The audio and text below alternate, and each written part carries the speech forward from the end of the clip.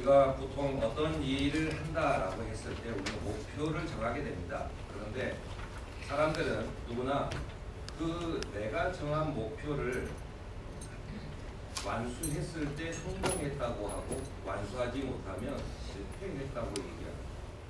그런데 목표를 성공하는 경우와 실패하는 경우가 있는 것은 사실은 목표를 향해서 가는 대부분은 목표를 향해 도달하게 됩니다. 즉, 이 세상의 모든 일은 성공한다는 거예요. 왜 그러냐면 내가 목표를 정했어도 내가 가는 방향, 내 삶의 궤적이 내가 했던 일들이 결국은 내가 목표했던 말로 적어놨던 목표를 향해서 가는 게 아니라 내 행동이 목표를 향해서 가게 한다는 겁니다.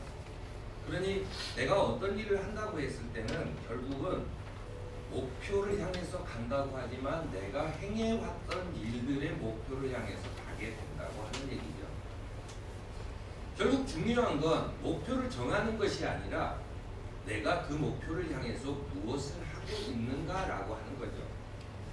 예수께서 중풍병자에게 너 자리를 들고 일어나서 가거라 했을 때 바리새파 사람들은 거기에 대해서 매우 기분이 나빠요. 왜냐하면 안식일에, 즉 아무것도 하지 말아야 될 날에 예수께서 병을 고치시는 일이죠. 병을 고치는 일을 하는 것은 안식일법을 어겼다라고 하는 겁니다. 그러니까 이 사람이 중풍병을 나건 말건 아무 관계없이 너는 율법을 어겼으니 너는 죄인이다라고 하는 얘기죠. 즉 목표라고 하는 것이 이분들하고 예수님과는 다르다라고 하는 거죠. 그래서 예수님이 하시는 말씀은 이겁니다. 너희가 성경을 연구하는 것, 율법을 지키는 것, 그것은 그 안에 영원한 생명이 있기 때문이 아니냐, 이런 얘기죠. 근데 성경은 나에 대해서 증언을 하고 있다는 거예요.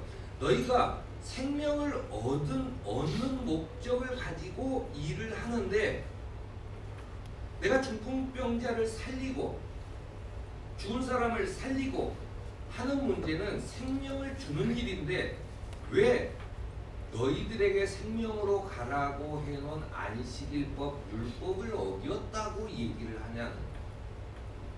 그러니까 언젠가부터 법이 최우선이 돼버리고 결국 목표는 아무도 기억하지 못하는 게 돼버립니다. 우리가 왜 교회를 다니느냐? 교회를 다녀야 돼요. 우리는 영원한 생명에 이르는 이 길에 대해서는 이제 한동안 오래 지나면서 별로 중요하게 생각하지 않아요. 교회 법이 더 중요하고 질서가 중요하고 그렇게 되는 거죠.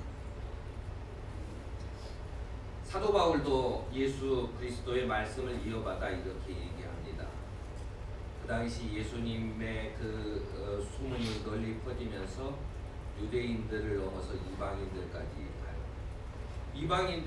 유대인들은 이방인이 아주 꼴보기 싫어 죽겠어. 저 사람들이 과연, 그리고 여기서 이방인이라 하면 외국 사람들도 이방인이지만 사실은 유대 사람한테 가장 이 원수 같은 이방인은 이스라엘 사람들입니다. 이스라엘이나 유다 사람이나 똑같은 거 아니야? 아니죠. 북이스라엘의 사람들, 그들의 수도는 사마리아예요. 성경에 여러 군데 나옵니다. 사마리아 사람을 굉장히 저주하죠. 이방 사람보다 더 나쁜 사람이 사마리아 사람. 우리로 따지면 평양 출신 사람입니다. 서울 출신 사람들이 아니라 평양 출신 사람입니다. 예수를 믿고 내가 새 생명을 얻어서 일본 사람, 중국 사람, 태국 사람도 다 믿게 됐어. 그거는 좋은 일이야 생각할 수 있어요. 근데 평양 사람이 믿는 것은 못 받아들이고 그래서 이들은 얘기합니다. 할례를 받았냐 안 받았냐 라고 합니다. 그러니까 형식이 중요한 거예요. 이들에게 있어서 예수 그리스도를 전해야 한다는 것은 이제 의미 없어요. 좋은 거겠지.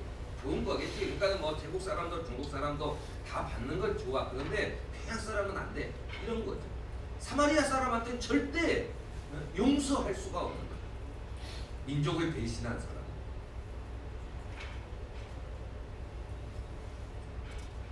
우리가 이제 교회에서도 이런 얘기들을 합니다. 물질을 위해 비는 기도는 잘못된 거다. 그 미신한테나 하는 짓이다라고 얘기하는데 거기에서도 말을 정확하게 해야 됩니다. 이 세상의 물질이라는 것은 전부 다 축복받은 거죠. 하나님께서 만드신 거예요. 하나님께서 창조하신 것이고 그것을 보고 매우 좋다라고 말씀하신 겁니다. 그러니까 물질을 위해 비는 게 나쁜 게 아니라 그 물질을 나만 가지고 남을 남보다 더 나은 좋은 것을 가지고 나만 소유하려고 하는 그 이기심이 나쁜 거지 물질이 무슨 죄가 있겠어요? 그런 거죠. 그러니까 우리가 목표를 향해서 간다라고 했을 때 우리가 평소에 이 생각이 어때야 하는지가 결국은 우리를 목표로 이끈다는 거예요. 우리는 하나님께서 심판하실 때 하나님이 우리를 지옥으로 보낼 것이다 라고 얘기하는 사람들이 많아요. 하지만 하나님은 선하시고 언제나 인간을 사랑하시는 분이에요. 하나님은 절대 그 누구도 지옥으로 보내지 않지요. 지옥이 있는지 없는지 모르겠지만 아무튼 지옥이라는 것은 누가 하냐면 본인이 스스로 선택해서 가는 겁니다. 오늘 우리가 무엇을 위해 살아야 하는가라고 했을 때 사도 바울은 이렇게 얘기합니다. 바로 성령의 9가지 열매지요. 성령의 열매를 맺은 겁니다. 우리가 예수를 믿는 이유는 예수님에게 생명이 있기 때문이에요. 예수님이 생명을 얻기 위해서 예수님이 승천하시고 우리에게 성령을 보내주셨어요. 그러니까 성령과 함께 살아야 하는 거죠. 성령과 함께 사는 사람은 이기심이 아니라 언제나 열린 마음으로 하느님과 이웃을 대하는 내 개인의 영광에 관계없이 하나님의 영광만을 구하는 그런 사랑이죠. 그리고 거룩하시고 전능하신 하나님의 능력으로 내 문제를 해결해 주실 것이라는 그런 생활 속에서 여유로움에서 오는 기쁨입니다. 또 차별과 질투와 분쟁을 일으키는 이기적인 자기 주장이 아닌 이웃을 사랑하며 공동의 선을 찾아가는 화평입니다. 수많은 어려움 중에도 화를 내지 않고 포기하지 않고 하느님의 말씀하심을 끝까지 기다리는 인내입니다. 어떤 문제를 만나거나 관계에 문제가 생겼을 때에도 상대방의 의견을 듣고 싶어하는 그런 친절. 내 소유의 모든 것은 하나님으로부터 온 것이며 나에게 필요한 것은 또 주님께서 주신 것이라고 하는 여유로움에서 오는 내가 가진 것을 나누어 줄 수 있는 여유 있고 겸손한 섬김의 행위인 선함입니다.